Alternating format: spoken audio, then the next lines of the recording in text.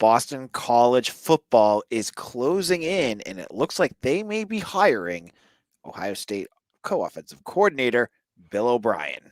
You are Locked On Boston College, your daily podcast on the Boston College Eagles, part of the Locked On Podcast Network, your team every day.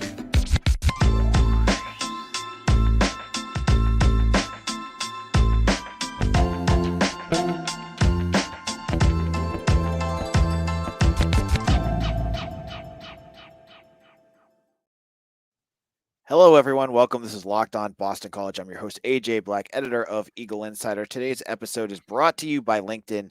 These days, every new potential hire can feel like a high-stakes wager for your small business. That's why LinkedIn Jobs help you find the right people for your team faster and for free. Post your job for free at linkedin.com/lockedoncollege. Terms and conditions apply. So we have just made it through the weekend, and the Boston College football coaching search is well underway. And the Twitter sphere and message boards have been going crazy with rumors and all sorts of stuff. And one name has risen to the top. And it was a name that I said last week was a must hire for Boston College. And that is Ohio State co-offensive coordinator Bill O'Brien. We're going to talk on today's show why this seems like it could be a match made in heaven and one that BC could be close to closing. And to talk about it, we got Mitch Wolfe of Eagle Insider. Mitch, how's it going?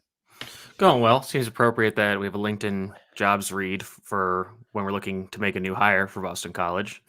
Yeah. And it is timely for that, right? So let's get into this. Kind of an order of operations for the weekend. You've seen the list of coaches, and I've told you why some of them I don't feel like are good fits. I have heard from my sources that Bill O'Brien is interested in the Boston College job. I have heard that Boston College is interested in Bill O'Brien. I have also heard that they have been in connection. They've already interviewed him. I get the feeling, and based off of people I've talked to, that this is the guy. This is the guy Boston College is going for. And I have not heard any other names from any of my sources this whole weekend. So I get the sense that this is going to probably be the guy that they offer the job to, as long as they can get the financial deal part down, which is terrifying as a Boston College fan, because what's our history like in that, Mitch?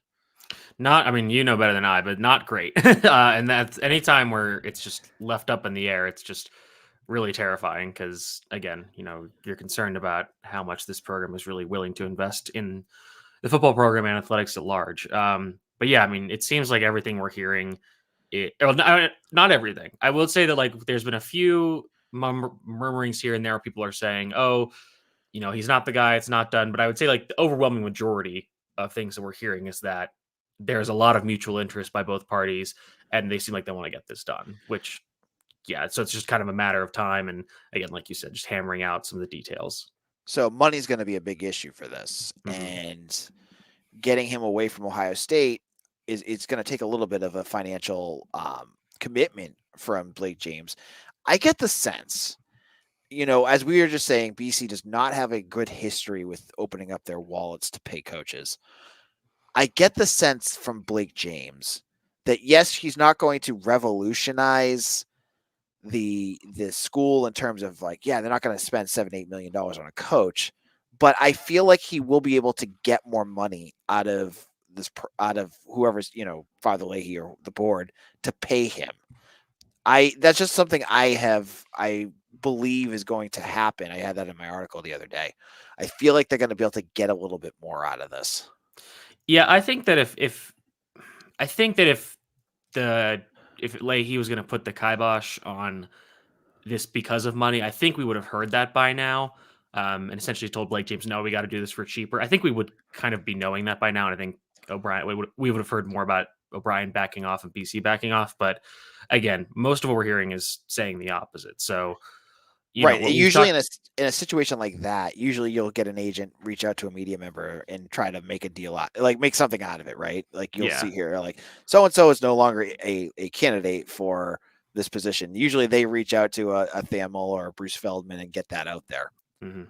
Yeah. And again, Pete Thamel has been silent, and, he's the one who's most plugged in in terms of being a BC insider with official sources. And so Right. pretty much he's the I don't know if there's a term for whatever the little chimney is at the Vatican that puts out the white or black smoke when they're choosing the new pope, but basically he's that little chimney at this point. Right. And for folks that aren't, there's some people understand how this whole situation works, and I'll kind of give you a little bit of a deep dive. If I went to anyone in BC football program right now that works in communication and asked them anything about this, Mitch, what would I get for an answer? I don't know anything. Exactly. Yeah. And believe me, I've tried a few even kind of periphery people to the football team, and I got literally that comment back. They are right now Fort Knox in terms of details. They wouldn't even tell me about Paul Rhodes being the interim head coach because I think they know the media is sniffing around. The media is gonna fair enough. I think it's fair to say that yes, I want to know about Paul Rhodes and hey, can you give me any details of what's going on?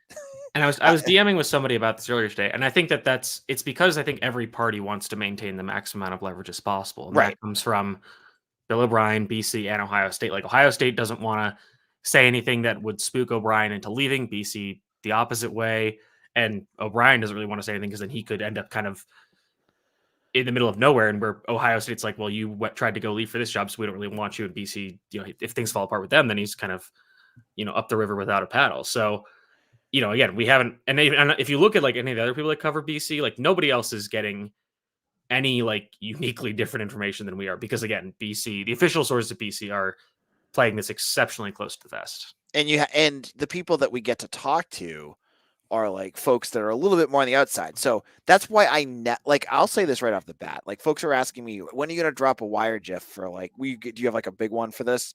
I'm like, I don't, until Thamel tweets it, I'm not going to be 100% sure on anything. Like, I feel confident that he's going to be the head coach, and I feel really good. And I've been hearing things about it, but I don't feel like if there's anyone that's not named Pete Thamel, they don't like his job basically is to tweet whatever BC tweets wants them to tweet and get that info out. That's kind of his gig, right? So all of us, we're working, and I'll give credit to Kevin Stone. I know he's doing a lot of work out there. There's other guys that are in this field. You have to really like push and try to find sources that know something about the details that are going on. And so that's why I felt confident about it, because I've heard and talked to some people that know things, and it sounds like this is what's going on, but it's all mushy. And so if anyone says that they're confident about something, they're full of crap. Well, I mean, we said we're confident. I mean, they know something. Yes. That's what I meant. I'm sorry, not confident. I meant like they know something. Like if perhaps someone were to say it's a done deal, they wouldn't know it. Yeah, that's not true. Right. Go check out my tweets if you want to see how I reacted to that.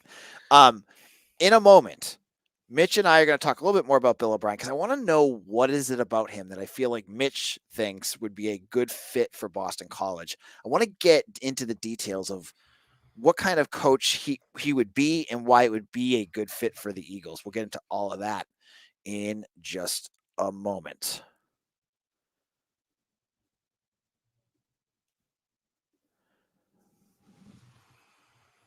When you're hiring for your small business, you want quality professionals that are right for the job. That's why you have to check out LinkedIn Jobs. LinkedIn Jobs has the tools to help you find the right professionals for your team faster and for free. LinkedIn isn't just another job board. LinkedIn has a vast network of more than 1 billion professionals, which makes it the best place to hire. It gives you access to professionals you can't find anywhere else. LinkedIn does all that while making the process easy and intuitive. Hiring is easy when you have that many quality candidates. So easy, in fact, that 86% of small businesses get a qualified candidate within 24 hours. LinkedIn is constantly finding ways to make the job process easier. They even just launched a feature that helps you write job descriptions, making the process even easier and quicker. With 2.5 small businesses using LinkedIn for hiring, it's the place to go. Post your job for free at linkedin.com/lockedoncollege. That's linkedin.com/lockedoncollege to post your job for free. Terms and conditions apply. Locked On Boston College. I am your host, AJ Black, and I want to get into one quick thing here quickly before we get into the second segment. Over at Eagle Insider right now, we have 60% off a annual subscription to our site. That's like $34 for the entire year. If you are interested in this coaching search, the board is going crazy. Like, this is the biggest group of crazy BC fans you could find. And We've got people tracking IP addresses on Wikipedia edits on the board. It right. is very fun. So yeah, and then we've got a lot of work going into this too. I've been doing a daily big board, updating everything, things I think, things I know. I drop in to add nuggets and scoops. You can get in for $34 the entire year. And on top of that, once football starts, you get Mitch's film and analysis. You get Beacon Street Ball for basketball. You get BC Hockey Blogger. We got Kate Otis for the link is in the show notes right now. Sign up today. Get on that deal so you don't miss out. Because once they get their coach, it's not done. We're going to be talking about transfer portals in and out. We're going to talk about coaching change within the staff. Speaking of which, I saw Jeff Halfley might be interested in one of our coaches. We'll have that up a little bit later. There's a lot that we can talk about. So get over to Eagle Insider, sign up today. All right, Mitch. Back to Bill. Bill O'Brien, who, as a New England fan, I know him a lot from watching some of these games and his connection with Bill Belichick. What is it about him that would be a good fit for BC from your perspective? So my primary qualifier when looking for the next head coach for BC was that I wanted a head coach or a coach who had head coaching experience and particularly winning experience. Because you can go out and find retreads of guys that had coached for a bunch of different schools and whatever, and just couldn't really get over the hump. And granted, O'Brien does not have exactly a super long track record as a college head coach, but the fact that he put together 2 winning seasons at Penn State with scholarship productions, and given that it was probably like one of the the greatest scandals in college football history, and he was kind of able to galvanize that team together so they could have 2 winning seasons, like that's pretty impressive. And then as a head coach with the Houston Texans, I think his record was 52-48 in the regular season, so just above 500. But think about those first few teams that he had when he was there. They had those years where just all the quarterbacks got hurt, and they were starting guys like TJ Yates, Brian Hoyer, I'm pretty sure at one point. I think maybe Case Keenum the Schaub. first. I think Schaub was before, but again, kind of the same general vibe of a quarterback. And then they finally get that guy who's the quarterback for the Browns now, and he gets hurt his first year. They have a bad year, but then after that, they're getting the playoffs. They had that game where they got out to a huge lead on Patrick Mahomes, and they ultimately blew it. But again, this is a guy who is a good in-game football coach. I think his biggest downfall was the fact that he tried to become the GM of the Texans, and as we've seen with Patriots head coaches, usually when they try to do that, that doesn't end up going well. So I think that obviously with college, you are acting a little more in that GM role. So, it's a little different. But, again, the winning experience is huge for me because, if you think going back to Adazio and Halfley, there were a lot of times where just some really poor in-game management, lack of preparation really bit this team and prevented them from getting off the hump. And I think O'Brien is a little more in that Adazio mold in terms of his attitude, and frankly, how he treats players and how he could treat the media. But I think he's just a much better guy as he has the experience of preparing for every week as the head coach. Halfley, there was that clip going around from Richard Sherman about how he praised him for having such good preparation, but that's as a positional coach. It's not as a head coach. And there's so much that goes into being a head coach regarding game planning than just a positional coach.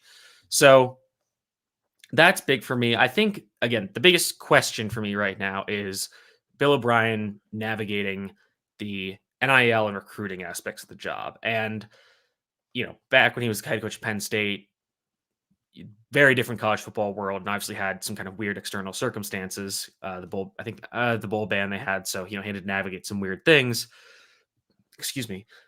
But I think that him being a guy who has a lot of NFL experience, and him being a guy that I think is going, if BC does hire him, is going to attract a lot of guys with NFL experience, which was one of the things we did like about Halfley when he was hired, was that he had NFL experience, had NFL connections, which is a huge thing for BC as a program. Because as I've said, I don't believe that BC can be a successful football program if they put all their chips into recruiting. Because at the end of the day, there's just a disconnect or roadblock there between getting the input that you need to be getting the input of players you need to consistently win at that level.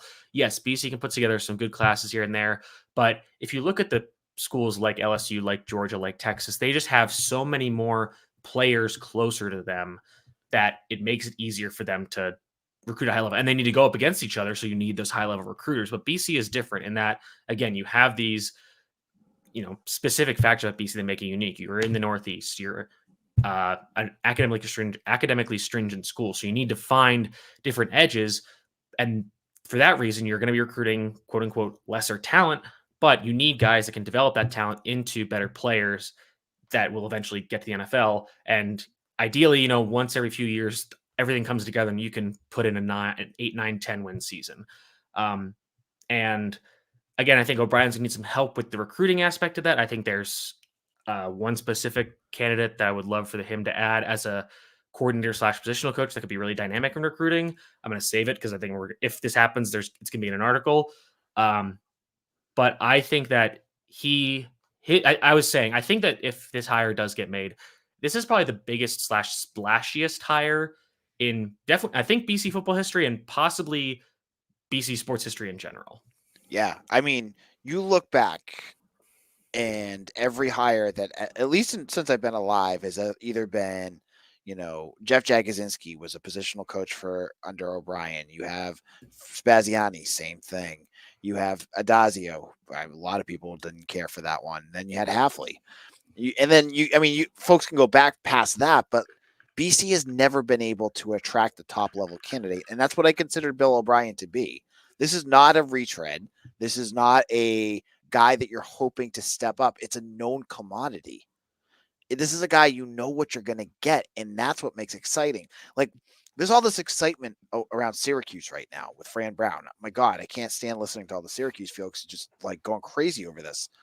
But he has not coached a single game yet in his career, ever. Like, he's never coached. So there's a possibility, just like with what we saw with Halfley, that they're going to have that same issue there. You hire a guy like Bill O'Brien, you're preventing yourself from going down that road. You're preventing yourself from getting into an issue with game preparation, learning on the job, figuring things out. He knows what he needs to do to win. He just needs to execute it. Yeah, and just get the right guys in place on both staff and the roster, which, I think that if you get a guy like him, I think I'm kind of interested to see if they do hire him, what happens with the rest of the staff, because again, we're so late in the process that you might lean more towards keeping the staff that is there, because then you can ideally keep a lot of the players from entering the portal, especially for a roster that I would say is somewhat top heavy in terms of experience. So basically, this year, if he comes in, keeps a lot of the staff, keeps the guys on the roster, and then next year he can kind of evaluate the staff, see which guys he likes, which ones he works with best, maybe make some changes here and there, and not have to worry about losing a ton of guys in the portal, because a lot of those older players who are the most talented are probably going to be matriculating out, just going, because they graduate or they're going to the NFL or whatever. And I think what we also did, we were talking about recruiting and an issue with that. One thing I think it's also important to think about too is I feel like he himself and his experience and what he could bring and like what he's done will be a valuable recruiting tool for transfers and players. Just the interest that he coached Tom Brady, he coached with Nick Saban, he's done a whole, you up and down Deshaun Watson, all these other quarterbacks. He has a history with those players. He has a history of winning. This is a guy that I think could be an attention getter. Like, it'll go ahead. Sorry. I was going to say, I think, again, we talked about him like not having as much experience recruiting, and obviously he did. He was the offensive coordinator at Alabama for 2 years during the time when all this kind of kicked off in 2021 and 2022. So he's not like coming into this completely new where he's just like, I have no clue what is going on with NIL recruit. Like, he knows about like that he's going to have to, do the fundraising, do the re-recruiting, do the portal and all that. Like, he's not going to have any illusions where he can just come in and say, I'm going to fix everything by the genius of my coach. It's like, no, like, you realize that this is going to be a difficult job because, again, BC is a difficult place to coach and win, especially in the college football world we're in now. but I think he is just very excited about being a head coach again. And I think that even though like he might not be, the most like warm and fuzzy, positivity guy, I think that obviously his name, I would say, holds a good bit of cachet in New England, which is huge for BC. And I think that his kind of help say like no nonsense attitude where he's just like where he's very straightforward. I think that will resonate with some donors where it's like, okay, this is a very serious person who is taking this job seriously, and I can trust him to deliver on what he's promising. Right. And I know some folks were asking, I saw some like, oh, but is he going to leave in a couple years? And I think you sent me the article that he's got a family member that's pretty that needs medical care in the area, and I feel like that could be a reason why he would stay. It's just a logical reason why he wouldn't go anywhere. Just a thought. Can you actually? I know we were kind of trying to not read the comments as much, but can you put up the one by Chris Pinto, because I think that's a really interesting point. All right, I'll read. The comment says, feel like BC has always been afraid to hire someone who might succeed and leave for another gig, which Bill O'Brien could do. Has them end up with mediocrity, in my opinion. I think that's a very salient, prescient comment. Like I would definitely agree with that, where they have kind of tried to hit on these, lower, maybe not low, I guess lower floor candidates, or maybe even lower ceiling, where it's like, oh yeah, we don't want to.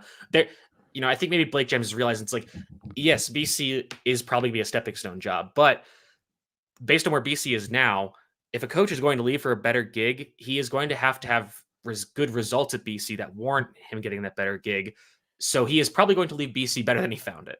Right. And again, I think that with some of these candidates that I'm thinking that Bill O'Brien would bring in, I think that if he does leave after like maybe 3 or 4 years, there could be a coach on the staff that's said, okay, you kind of have been groomed, if you will, to take over in the event that O'Brien does leave. And, we might not know how much that coach is how good they are going to be at as being head coach, but they've been in the building. They understand how to have success because they've been part of the staff for the last few years. All right. In our final segment, I want us to kind of flip this a little bit because, as I said, Bill O'Brien is not the head coach yet. So there's a possibility that they go in a different direction. Mitch and I are going to discuss some of the names that are going around and who could be other fits given what BC is looking for. We'll get into all of that in just a moment. Happy Super Bowl to all who celebrate from FanDuel, America's #1 sportsbook. If you're like me, Super Bowl Sunday is all about scoring the best seat on the couch, grabbing your favorite football snacks, and placing some Super Bowl bets. I love my Super Bowls. I said I'm a nacho person. I'm going to make myself a good plate of nachos for myself and my wife as we watch. But FanDuel also has so many ways for you to end the Super Bowl with a win or 2 or 3. Not only can you bet on who will win Super Bowl 58, but FanDuel has bets for which player will score a touchdown. You think Patrick Mahomes is going to run one? You can bet on it. You think that Christian McCaffrey is going to score a touchdown? It's in there. Over-unders on their amount of yards they go for. How many points will be scored? And so much more. New customers join today and you'll get $200 in bonus bets if your first bet of $5 or more wins. All you got to do is visit FanDuel.com/lockedon to sign up. That's FanDuel.com/lockedon. Make every moment more with FanDuel, the official sportsbook partner of the NFL. Locked On Boston College. I'm your host, AJ Black here. We're wrapping things up here with Mitchell Wolfe. And as I said on last week's episode, there's a ton of names linked with BC. And many of them are not realistic, given what we've heard. One of the things consistently that I've heard, and I will tell you this was up on one of my VIP articles, but, it's been up for a while, so you guys can know it. I've heard specifically from multiple sources in the industry that BC wants to make a big splash with this hire. So some of the names that I've seen thrown around definitely do not match that moniker. Things like Matt Applebaum. No offense to Matt Applebaum or Steve Shimko or any internal hire. Yeah, they don't need to. And I've seen the words continuity linked with that, which I don't. To me, is a logic puzzle that doesn't make sense to me. You had a coach that went 6-6, and you want to continue that. I don't get it. So I don't think any of those are going to match. There's other names out there: Chip Kelly, Jason Candle, And I most recently put up Paul Christ was a name. And I think Mitch and I, when we talked about when BC was going through a bad phase in the middle of the season, Mitch and I started making a list because we were like, this season's going to go down the toilet fast. And I think Paul Christ was on our list, wasn't it? Yeah, and Paul Christ is difficult because I think you mentioned this, that his tenure at Pitt was Good. He went 500, 19 and 19, and his tenure at Wisconsin was very good. But Wisconsin, I would say it's a tier above BC, maybe even 2 tiers above BC in terms of a job. But he was very successful there. He went 67 and 26. He also only ever lost one bowl game, which was the Rose Bowl, I believe, against Justin Herbert. So, Justin Herbert's Oregon team. So, very successful there. But from what I understand is he kind of started not caring and mailing it in about recruiting towards at the end of his tenure, and that's kind of why Wisconsin decided to move on. And currently, he is the special assistant to the head coach at Texas, which is basically the same role that Rob Chudzinski had for Jeff Hafley, which basically means you can help out designing the offense, but you don't need to recruit. So, this is kind of the same question where it's like, does he really want to recruit? Does he want a head job where he really has to do that? And again, to recruit well at BC, you got to work pretty hard to get that done. So I could see it happening. I think that would be, especially now of how far we've ridden the O'Brien hype train, like that would definitely be a disappointment at this point. Trying to think of some other names we've heard. Al Washington doesn't make any sense. Yeah, so Al Washington is tough because that kind of fits the whole thing where I'm like, okay, we really don't want to hire a first-time head coach. And again, Washington he's been the run game coordinator for Notre Dame since he got hired there in 2022, but he's not a full coordinator. He's still under Al Golden there. And even Marcus Freeman is a former defensive player, defensive assistant coach, defensive coordinator. So he's, definitely third on the totem pole there. So that would be, and I get he's a BC guy and that's great. But again, I'm just not sure that is, if you do want to have this program take the next step forward, get out of mediocrity, I'm skeptical that Al Washington's the guy to do that.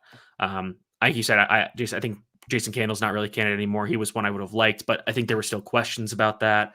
So yeah, I mean, if this ends up falling apart, Chip Kelly, that's not happening. Like, there's been rumblings that he also wants to get out of college.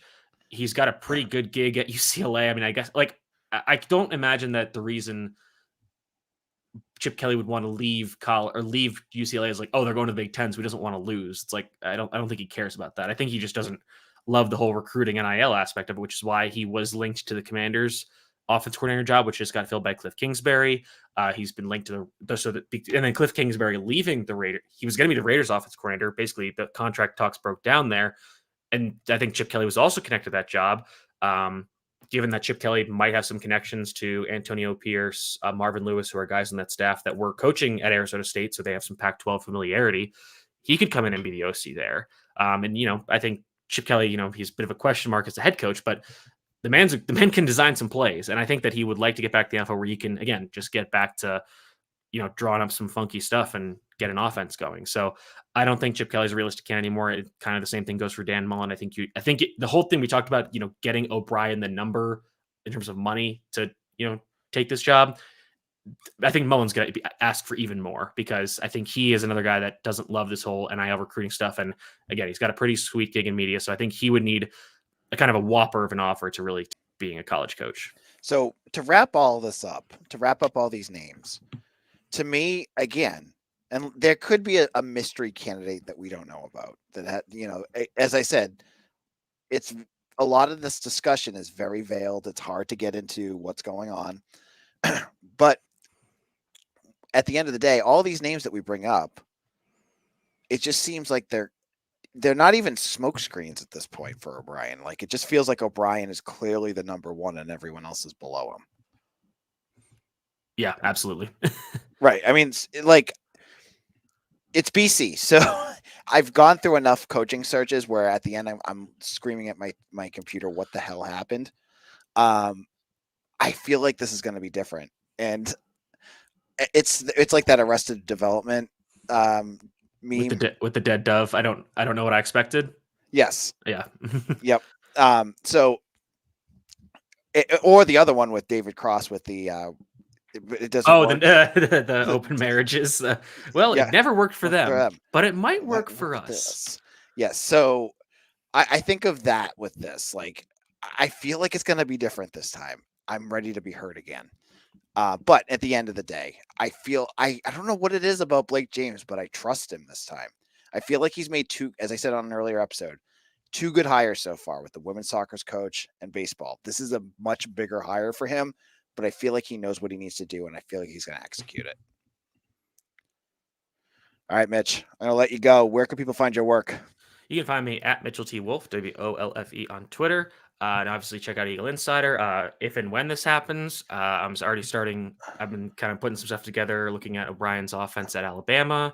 Also looking at kind of his past jobs in those staffs to see if there's any candidates that BC that he might be able to pull from either from NFL staffs, from college staffs, or guys who are kind of not coaching right now, but or they're kind of between jobs, so they could be looking to get back into coaching. And with O'Brien putting together a new staff at BC, they could jump at that opportunity. So, again, obviously this is like the biggest time in BC sports, biggest thing probably since the Hafley hiring. Like, this is the best time to be signed up and getting all the information that we're putting out as quickly as you can.